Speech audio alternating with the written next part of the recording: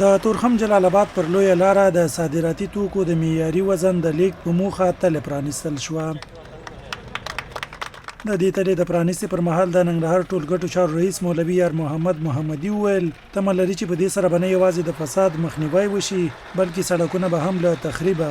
وژغورل شي. نوموړی په ټینګار سره وایي چې له دې وروسته بار وړونکي لارۍ نشي کولی تر ټاکلې اندازې زیات وزن ولېږدوي. مولوي یار محمد زیاته کړه د تورخم جلال آباد پر لویه لاره د ټولګټو چارو ریاست له لوري د صادرېدونکو توکو د معیاري وزن د لیږد په موخه دغه تله د کابل کیمپ په سیمه کې فعاله شوه. دغه ترازو د دې په خاطر فعاله کړه چې زمونږ په دې سړکو باندې زیات بار وړونکي موټر ځي او د هغه د کنټرول لپاره چې زمونږ لایحه ده هغه معلومه ده د موټروانانو ته هم ورکړې ترانسپورټ والا ته هم ورکړې ټولو ادارو ته هم ورکړې هغه کې اکسل معلومې دي په هغه اکسلو باندې موږ وزن ده او په هغه مطابق به دوی خپل وزن وړي او زیات وزن به موږ تخلیه کوو.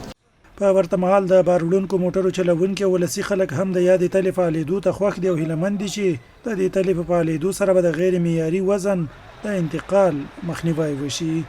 په لومړي ځل لپاره په ګورو چې کابل کیمپ سیمه کې د ننګرهار د ساحې یو کانټا یا ترازو جوړ شوی دی چې په دې سره عمومي ټول موټر تلل کېږي. دا چې د دې ګټې او نقصانات اول خو د دې که چېرته په صحیح ډول سره دغه هغه پلي شي او خلکو ته اجازه ورنه کړی شي چې زیات وزن تیر کا نو د سړک دپاره فایده ده. د ډریوران دا مننه چې زیات مال روانې چې کانټې دغسې جوړې شي اداره کې بیا ځینې کار ونه شي چې څوک خفه یا هغه یا شکایت ولري